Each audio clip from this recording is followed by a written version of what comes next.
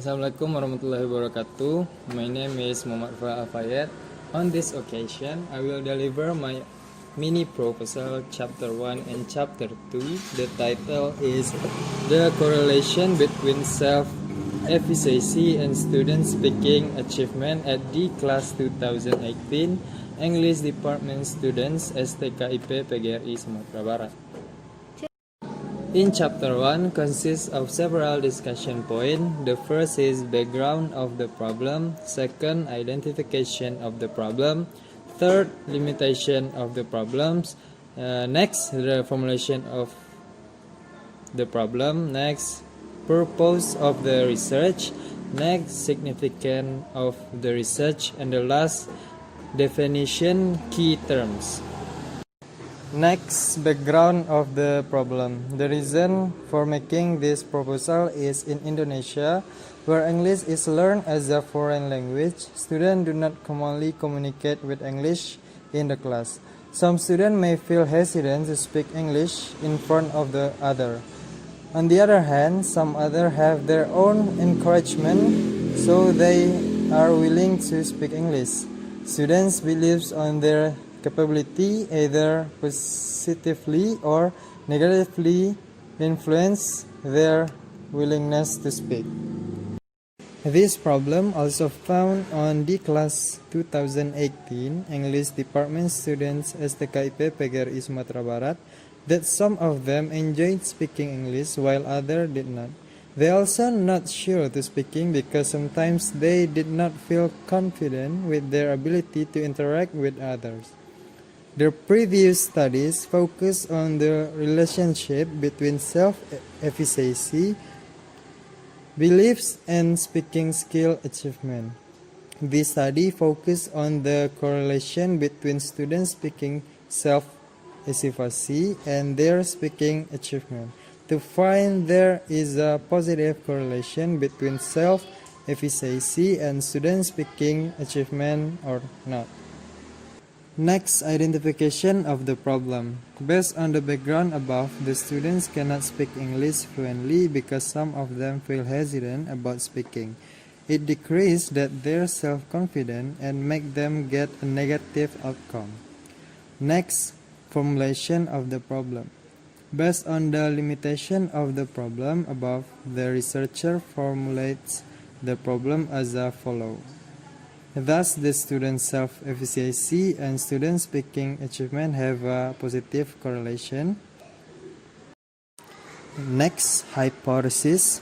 The hypothesis of this research is based on the formulation of the problem above. The research assumed that self-efficacy has a positive correlation toward students' speaking achievement. Next, purpose of the research. The purpose of this study is to find out whether there is a positive correlation between self-efficacy and student speaking achievement. Next, significance of the research. First, for researchers, can be used for other researchers in the future as a reference for a further research. Second, for the teacher, can give more information about the correlation between self-efficacy toward the student's speaking skill and can look for the appropriate method or media that can foster the student's self-efficacy to gain a better English speaking skill. Third, for the students, can encourage the student to improve their speaking skill and make them know how to confidently speak up in front of the class. And last, for the reader, can get additional information about the essential part of being a good speaker. Next, definition of key terms. The key terms used in this research are defined as follows. Self-efficacy is someone's beliefs or a personal judgment about the competence or change of successfully to do a task. Speaking is the action to delivery and opinion, intention and point of view to other in order to achieve a communication goal. Next, chapter 2. Point A. Review of related theory. First, self-efficacy.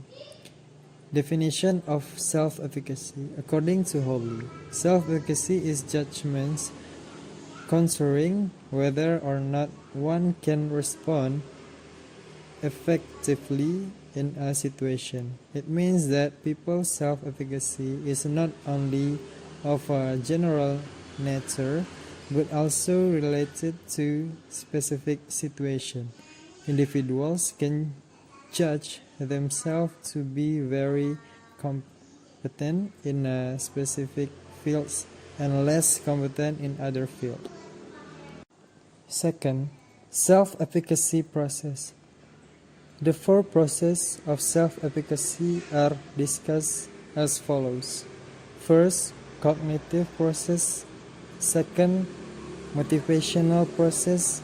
Third, affective process. And fourth, selective process. Third, characteristics of self-efficacy. Self-efficacy can be divided into characteristics: high self-efficacy and low self-efficacy. In performing a particular task, people with high self-efficacy tend to be more involved in situation, while those who have low self-efficacy prefer to avoid and stay away from that task. Point B. Review of related findings. The result of this research showed that there was significant correlation between students' self-efficacy and their performance in speaking skill. The researcher suggests that should be more creative to make students' self-efficacy increase in using media or strategy that students do not feel bored in class. This can be provided by students having high self-efficacy, in which they are able to perform, to describe picture, to speak in front of their friends or other friends. They were not shy, afraid, or hesitant to speak in front of class or their friends if they have high self-efficacy. Point C. Theoretical framework. This theoretical framework shows that student self-efficacy has correlation toward student speaking achievement in speaking classroom. Student self-efficacy has two types. They are students' high self-efficacy and student low self-efficacy. The researcher wants to find out the type of student self-efficacy toward students' speaking achievement in speaking class.